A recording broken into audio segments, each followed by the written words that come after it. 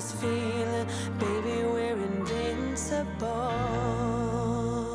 Hi guys, and welcome back to another episode of Rebuilding Not Counting. As always, if you're enjoying the save, drop a like on the video. That would be tremendous. So, starting something a little bit different today. I'm intrigued to see what the highest paid player wage is on your league. I'm old school and still playing FM18 due to enjoying my save game way too much. I can't give it up. But the highest wage I've ever seen is 900k a week to a PSG regen. So, what I've done is I've filtered the players above 20... Oh, hang on, wait, no, we could get rid of that. This could even be more. Oh, it's actually more. Sorry, I forgot about that one. So, yeah, I filtered all the players out that were above 20... So they're all above 20k, because otherwise it's like 300,000 players. So it makes this work a little bit faster. So as you can see, the highest paid player in the world is the Egyptian Hani Hafez playing for Liverpool. 28-year-olds on £450,000 a week. Danny of Man City as well. There's a few players on 425. So Danny of Man City, Marcel Rosa of Paris Saint-Germain, Mbappe and Shaquille Levine at Chelsea. Wow, a 24-year-old Shaquille Levine is on £425,000 a week. That is a lot for a 24-year-old. Gaspar as well at and Gritzas. Basically, it's for the most part it's City and Chelsea with the big wages. Sorry, Paris Saint-Germain and Chelsea with the big wages, but City and Liverpool also have some there. Liverpool weirdly don't actually have that many. Madsen there as well, the Dane, and along down here with Michael Lawrence, but that's down to 325,000. Even my man Sebastiano Esposito is only on 325. I think Liverpool might be paying over the odds a little bit for Hani Hafez. I don't know. I'm curious to see what the highest value in the entire game is as well. Presumably, it's actually weirdly not Hani Hafez. It's Kevin Nygaard over at Real Madrid, who's worth £92 million. So he's the kind of right winger that maybe we could have done with, but come on, that wasn't going to happen, was it? I agree with you. Sandoval could be a monster in the number 10 role if he works hard to reach his potential. Hard luck on the result. I think next season's going to be the one for you in Europe. I really, really hope so. Speaking of Europe, we got our group draw, of course. We got Barcelona.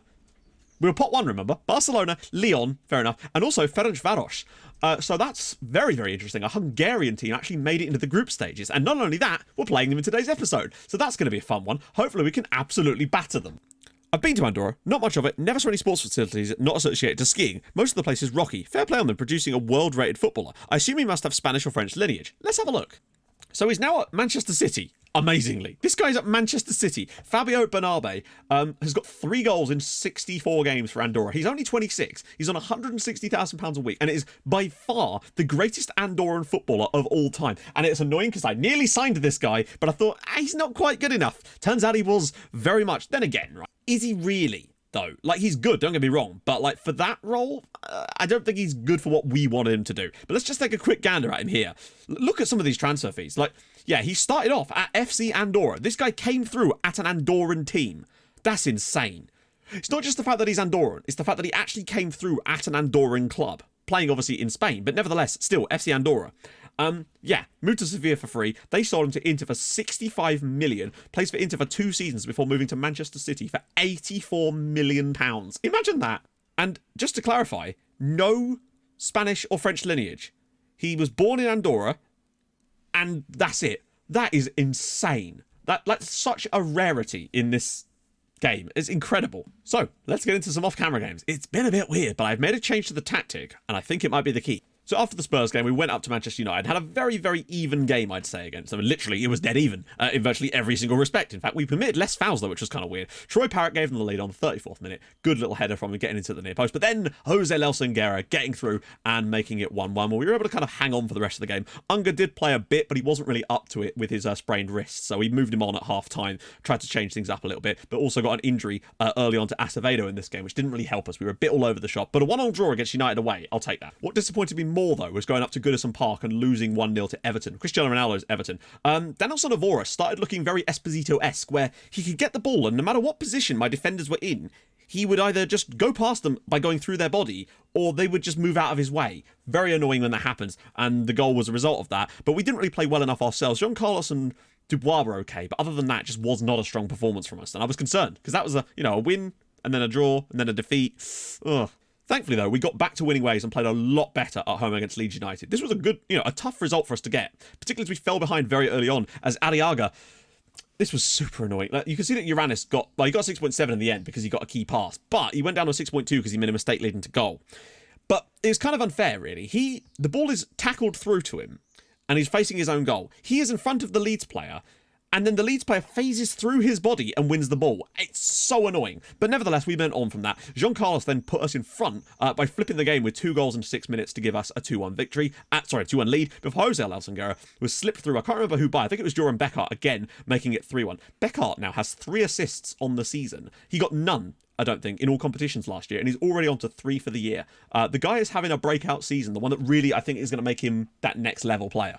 As we then travel to the Amex and put the absolute smackdown on Brighton. This was perfect. Joran Beckart firstly scores an absolute screamer 3 minutes into the match to get us going, but after that it was just all us. Nikolai Jespersen scored a lovely one from a corner as Uranis knocked the ball down for him, and Jespersen coming up clutch, giving us a second goal before Jean Carlos made it 3-0 after just 17 minutes, and we just carried on from there. In the second half, Guerra kind of took over, made it 4-0 in the 52nd minute. They got one back from Vasi, but then Guerra grabbed himself another one in the 90th minute. Just brilliant performances all round. Jean Carlos with a great performance. Guerra was excellent. Assists from Acevedo and Unger grabbing another assist for the season. Really strong performance. The only change I've made to the tactic, though, is to move our wing back on the left side back to support. Because I'd made the inside forward there an attacking player, it doesn't make sense for us to have both of them on attack anymore because it's leaving way too much space on that left-hand side. So, by moving our wing back on the left-hand side back, it makes us far more defensively stable, I feel, and just a better product overall, and it showed massively in this game. But after all that, we are still sitting 5th in the league. Guerra's got 5 in 5. This is more like it. Remember, this is a guy at one point last season, he only scored, I think, 8 goals from open play last year. Like, genuinely. And this year, he's already got 5. I think one of them was a penalty, in fairness. But nevertheless, he's definitely looking much more fresh and up for it than he was last season, which is a massive step in the right direction for me. And I'm very, very pleased to see what he's capable of coming up with for us this year. Requeda's obviously flying away from Liverpool, but he did score 4 in one game, I think. So, yeah. Down at the bottom, I mean, it's as you would expect. Bolton have got a couple of draws in there. Huddersfield struggling. West Ham struggling even more. They got thumped 6-0 by someone as well, I think. So, yeah, not looking great for them, but looking great for us. Also, Regan Booty has joined us as a coach. He's coaching in the under-18s now. I'm hoping if he continues to improve, we can move him up, which would be awesome. I just love the fact that he's back at the club. And also, Darren Lever scored his first ever goal for England. Bear in mind, he's not even really been playing for us this season at the moment, because Itach has been in reasonable form, but Lever still got an England call up and grabbed himself a goal for his country. That's amazing. For us to have a player actually score a goal for his country when that country is England, super happy with that, because he came through our club and we love him. So with that in mind, we're going to go play against Ferencváros today. Now, there might be a second game in this episode, depending on how things go for time. We will have to see. So Barcelona have beaten Lyon 4-2. Not a huge surprise there. God, look at some of the players. Hang on, Rui Ray. I swear he was playing against us earlier this season. No, maybe not. There's another guy with a very similar name. I think plays for Leeds. It's just cool to see Ferencváros get into the group stages. That's awesome. However, they may regret it. So, the one change, as you can see, Acevedo is now on support. The difference is, like, sometimes it does pay to pay attention to the fact that there's huge gaps being put on available here. I'm okay with it being on the Met Salah, I think, because it generally works quite well. Obviously, that would make us a bit more stable, but I actually quite like him making those runs. It's something I might look into later. Obviously, this doesn't always mean that much, but I still wanted to give it a crack. And I'm also going to make the same thing happen for the other tactic. Not that we really use it as much, but I want to make sure that it's an option for us. But today, we're going to... What do we do? I think we'll just go with our standard approach. We can always up the tempo if we really need to. Acevedo's not playing, though. No chance. Which means Artur Silva will start. I think it's probably be his first start for the club. Weirdly, Uranis is on a downward progression, even though he's actually playing quite well. I'm basically expecting an absolute walkover in this game, which is what we should be getting, really. Anything less than a very comfortable victory of 3 or 4-0 is kind of it's kind of a poor result, really. They've got an English player called Will Walker playing at the back for him, although he is actually Hungarian. Hungarian-Australian, apparently. It'll do wonders for confidence as well, because we've got Arsenal up next. We've won 2 in a row now, looking a lot better. A good win today, maybe grabbing a couple... I would like to see Itach and Unger grab a goal each in this game or something. Really put on a big performance. I feel like it's the type of game where they really need to show their stuff. Easier opposition, a chance for them to really have a crack at people and grab some goals. That's what I want to see today. But, hey, I will settle for 3-0 if it's a really dominant 3-0. But I really do want to see sort of 4s and 5s in this kind of performance. We may have to go more aggressive if in the second half to get that. We'll see how we're going, though. Unger. And he's been fouled. Good work. Maybe Itach can whip one in the near post. No, goes back post, and it's already headed in by Uranis. 1 minute into the match, we have the lead. Itach with the assist. Very good start. And Uranis scoring his first goal for the club. That's the kind of thing we need. We need a player like a Jespersen that comes up with important goals. I know Celso did from time to time, but he was so unreliable in big matches. I really want to be able to rely on our centre-back partnership. And I feel like these guys give us the best chance at doing that. Big header from... Oh, what a header that was from Jean Carlos. Unger, round the side for Jean Carlos, and it was very nearly 2-0. Really nice football again, though. Good ball through from Unger. I feel like this could be quite a long game. Guerra's ball. Jean-Carlos' header, and Campbell thrashes it wide. There are goals in this team tonight. I could feel it. I feel like a Guerra hat-trick might be on the cards. Beckett. Campbell. I touch his header. Over the crossbar. Chance for Guerra to deliver something magical. Ball in. Jean-Carlos cleared away. It's going to come back to him, though. Men's still in there. Unger. Campbell.